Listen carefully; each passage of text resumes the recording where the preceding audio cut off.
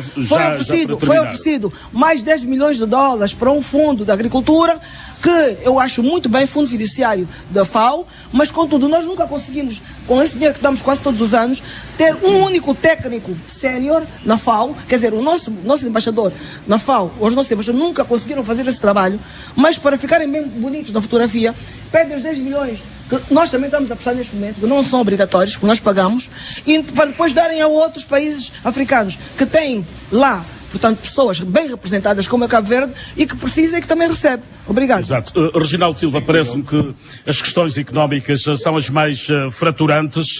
Bom, vamos lá ver se a gente recentra. Vamos lá ver se a gente recentra o debate.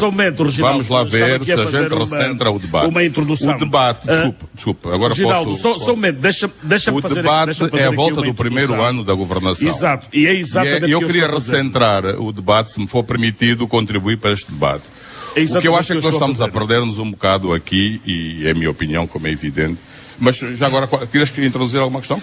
Eu estava a dizer que um dos problemas do presidente João Lourenço tem a ver exatamente com a economia do país. Parece-me que ao nível da política o presidente parece navegar em mares mais calmos.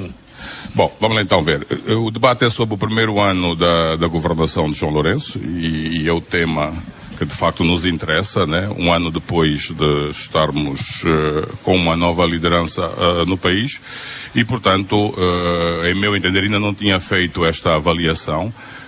Iniciei a minha participação neste debate falando de facto de uma questão que nos tinha dividido na altura, se havia ou não bicefalia, e mais uma vez tenho que discordar do Tito Cambanja, dizendo-lhe que a Constituição não destruiu nada a bicefalia, né? A Constituição era assente na unicefalia, não é? Porque de facto não havia aquela Constituição com um presidente de um partido. A Constituição foi feita para o presidente Eduardo Santos, claramente. Foi um fato, a medida, com gravata, com terno, com botões, para o presidente Eduardo Santos. Portanto, quando saiu o presidente Eduardo Santos de cena, criou-se aquela situação da bicefalia. Portanto, mais uma vez estamos em desacordo e eu reafirmo aqui que havia sim bicefalia na prática e as questões formais não me preocupam muito. Eu não sou jurista, nem penso fazer carreira nesta área. Sou muito bem como jornalista, com toda a minha liberdade de expressão e de análise. Em relação ao primeiro ano de governação, bom, é evidente que estamos aqui a perder-nos em pormenores, dos 10 milhões da doutora Maria Luísa, dos pormenores que vamos sabendo aqui e acolá, de informações que temos acesso, porque temos fontes privilegiadas. Isso a mim não me preocupa. Preocupa-me, como disse o Carlos Rosado, é saber exatamente as contas gerais deste país. Isto é que nos interessa. Quer dizer, neste momento, e em sede deste debate, o que nos interessa é saber as contas gerais deste país. E o que me preocupa, sobretudo, no primeiro ano de gestão de João Lourenço, foi João Lourenço não ter tido a coragem, e eu percebo que ele não teve essa coragem por razões político-partidárias, de alguma lealdade, de não colocar, de facto, o anterior presidente um pouco exposto, e de facto devia ter feito a auditoria das contas deste país, da própria dívida pública. Não o fez. Não o tendo feito, ele herdou, de facto, um passivo que ninguém sabe qual é esse passivo. Mas ele assumiu isso do ponto de vista político, da lealdade, da necessidade, de facto, de manter um MPLA coeso, minimamente, que já estava naquela manta de retalhos que estava. E, portanto, não tendo feito João Lourenço, nós não sabemos exatamente que dinheiro ele herdou nos cofres públicos, quer em termos de dívida, quer em termos de capital, quer em termos de tudo. E, portanto, João Lourenço tem que se descoser desta situação.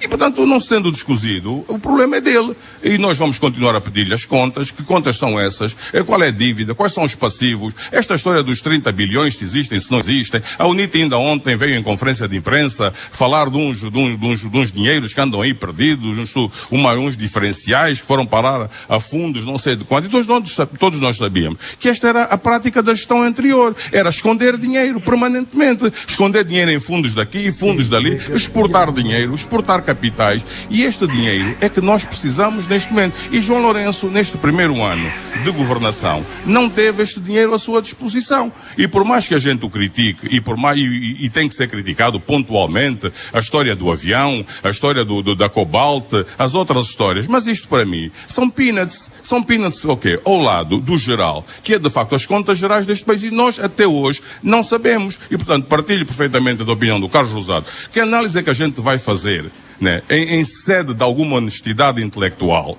em sede de alguma objetividade, se nós não sabemos exatamente que dinheiro é que este país tinha no dia 26 de setembro de 23 de setembro ou 26 de setembro de 2017. Portanto, eu, especulando um pouco, eu acho que de facto nós temos muito dinheiro lá fora. Este projeto, sobretudo o projeto mais arrojado de João Lourenço, foi de facto a questão do repatriamento do capital. É um projeto que não fazia parte do programa do MPLA.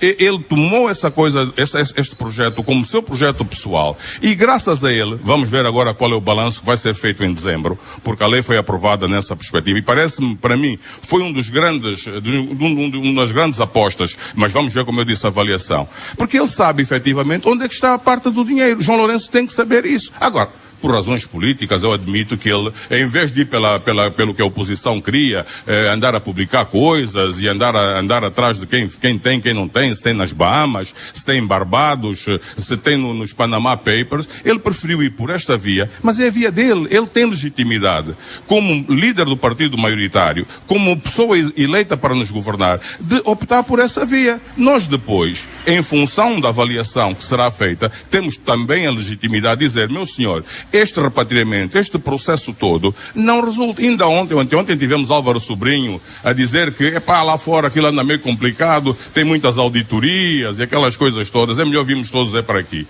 E, portanto, eu nesse aspecto acho que o primeiro ano de governação foi extremamente positivo, do ponto de vista dos grandes objetivos. Cortou, de facto, com a forma como o país estava a ser gerido, no quadro de uma estratégia que era a acumulação primitiva de capital, de empoderamento de famílias e de algumas pessoas. Desbloqueou completamente este monopólio que havia em relação a um conjunto de setores. E, portanto, a coragem que ele teve, como ele assumiu, foi de facto coragem, e eu acho que estamos muito bem neste primeiro ano, com todas as críticas que se têm que fazer, mas de facto, após 38 anos de uma governação, sobretudo nos últimos 2 mandatos, completamente fechada, completamente asfixiada, eu acho que João Lourenço não tem, de facto, não estamos aqui a dar parabéns, eu não deito foguetes a ninguém, mas acho que temos que elogiá-lo nesse aspecto, no aspecto de facto, ter quebrado com a coluna dorsal da anterior governação. Há uma crítica que o Reginaldo Silva fez no seu Facebook, que se referia, digamos, à desvalorização e que isto não tinha nenhuma influência na melhoria de vida das populações. Esta, pelo menos, é uma das críticas que eu vejo e vi no seu perfil do Facebook em relação à governação de João Lourenço. É evidente que agora estamos e os economistas certamente se vão pronunciar sobre isso. Esta história aliás, o próprio Massano, quando disse, vamos encontrar um ponto ali entre o paralelo e o oficial, um ponto de equilíbrio. Agora estamos, de facto, a caminhar numa situação complicadíssima do ponto de vista, porque nós continuamos a ganhar em kwanzas, os nossos rendimentos são fixos e sempre que se desvaloriza o kwanza, nós estamos a ficar pobres. Estamos a empobrecer, estamos a receber mercadorias mais caras, porque nós vivemos de importações, nós vivemos tudo que vem de fora e, portanto, acho que é a altura, de facto, de se avaliar em função das próprias disponibilidades cambiais, que espero estarem a aumentar, espero bem, o preço do petróleo e outras fontes, e sobretudo com base neste repatriamento, que eu ainda alimento algumas esperanças que ele venha a resultar, né? Para de facto estabelecermos aqui uma defesa do próprio cidadão, do próprio Kwanza. E de facto nós estamos de facto a criar uma situação aqui complicada, porque não conseguimos mexer no Kwanza, não conseguimos mexer nos rendimentos do cidadão, mas estamos a desvalorizá-los permanente. E portanto eu não posso estar de acordo com isso, compreendendo, evidentemente, as razões que possam assistir a esta necessidade de proteger as nossas reservas cambiais. Ismael Mateus pediu a palavra em relação a este assunto que é, de facto, fraturante neste país, que é a economia. Sim, não vou olhar muito para a economia, quer dizer, a minha preocupação era olhar para este primeiro ano, não é? E acho que esse primeiro ano, eu não acho que tenha sido tão positivo como diz o Reginaldo, e não foi tão positivo por culpa do próprio presidente João Lourenço. Acho que a entrada do presidente João Lourenço em cena, seja por inexperiência, seja por entusiasmo, não faço ideia, levou a que ele tivesse colocado muito alta a fasquia. E, portanto, ao colocar muito alta a fasquia, criou ele tem de seguir a mesma tendência. Claro, criou uma onda de expectativa que faz com que as pessoas agora, um ano depois, tenham à espera de coisas mirabolantes, não é? E é por isso, se calhar, que a sua popularidade está a cair. Porque, em condições normais, ninguém esperava que em um ano, 1 de 5, se fizessem grandes coisas. Mas como a fasquia foi elevada, acho que a expectativa TV Garcia Music. TV Garcia Music.